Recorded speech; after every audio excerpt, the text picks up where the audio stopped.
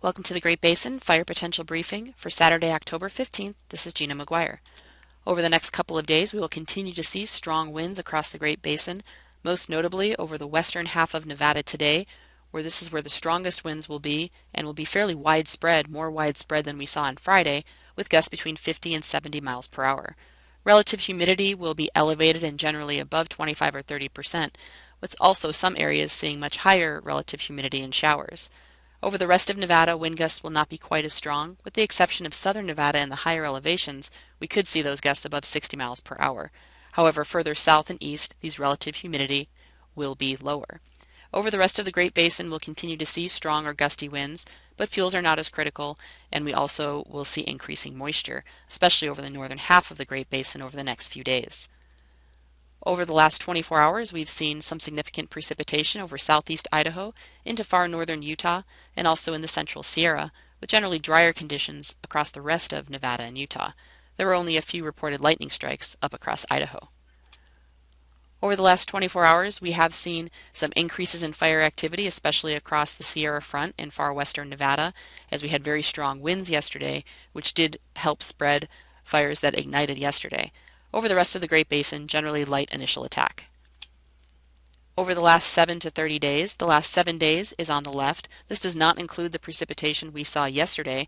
However, with the exception of that, we saw generally dry conditions over the southern half of the Great Basin and some showers further north.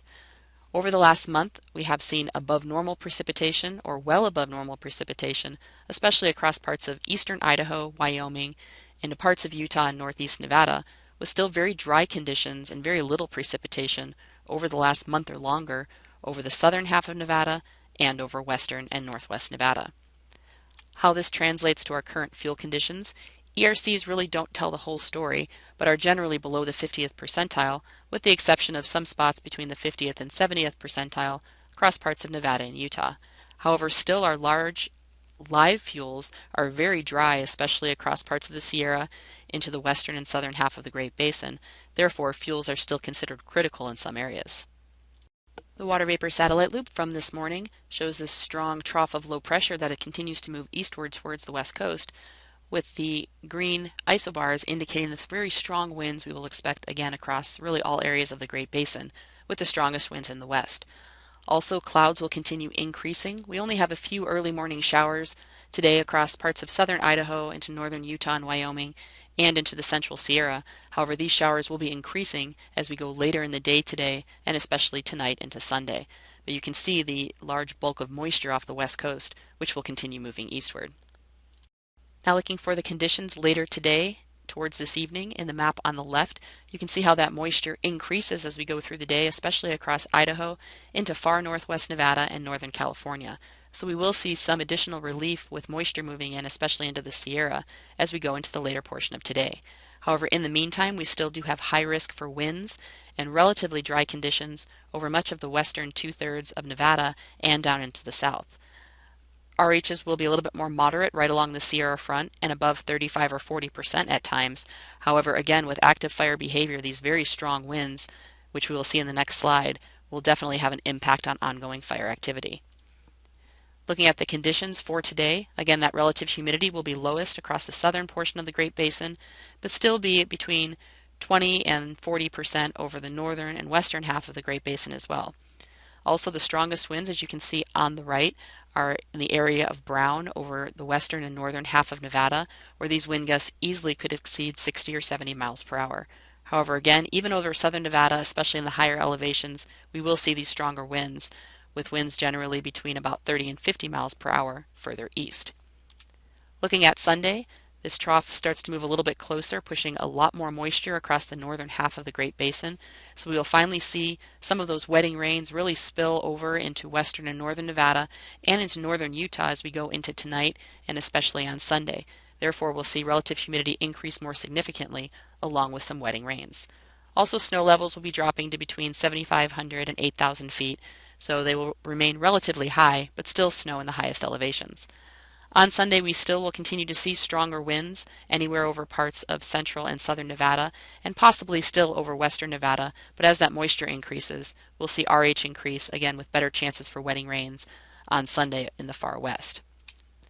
So looking at our conditions on Sunday, those lower relative humidities confined mainly to the very southern part of the Great Basin and will be increasing more significantly in the north. Looking at the wind picture on Sunday, still do have gusty to strong winds, however much less than what we will see today and tonight. Therefore, wind gusts between 40 and 50 miles per hour will be a little bit more common over western and southern Nevada into southwest Utah and the Arizona Strip. As we move into Monday, we have general westerly flows, so we will see winds decrease across the area, but still remain breezy to strong at times, especially in the north. However, that is where all the moisture will be, so we'll continue to see showers up there. Fire potential will be decreasing more significantly as we go into early next week, and that moisture really takes hold. As we can see from the image on the left, relative humidity is generally high in most areas, with the exception of southern and even parts of western Nevada, which will see a little bit of drying on Monday. And you can see the winds on the right generally focused in the north as opposed to the west and the south. So across Idaho, northern Utah, Wyoming, and northern Nevada, we'll continue to see wind gusts between 40 and 50 miles per hour. Looking at the overall forecast amount of precipitation, you can see where the heaviest wetting rains will occur across much of the northern portion of the Great Basin and into the Sierra, where if you can see the numbers, we're seeing potentially over 7 inches of total liquid precipitation over the next 3 days in the higher Sierra.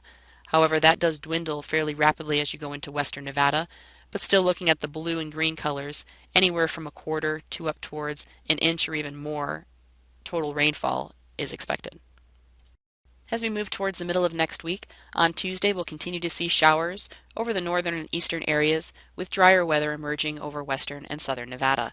However, fire potential will have been moderated by that point. On Wednesday, still showers linger in the east, however a stronger ridge of high pressure starts to build along the west coast, and this will push drier and warmer air into the western half of the basin, along with winds shifting to the north and northeast, but will be on the lighter side.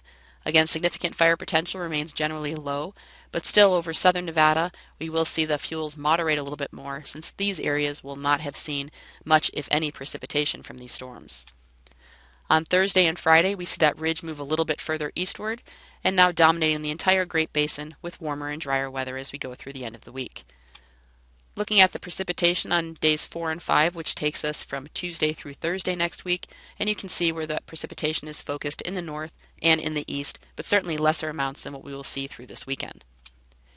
Looking at the end of the month, we will continue to see chances for below normal temperatures and above normal precipitation for the northern portion of the Great Basin as these troughs of low pressure continue to move through the north, and generally warmer and drier for southern areas. That concludes our briefing for today. If you have any questions, feel free to contact us or follow us on Twitter. Thank you for listening.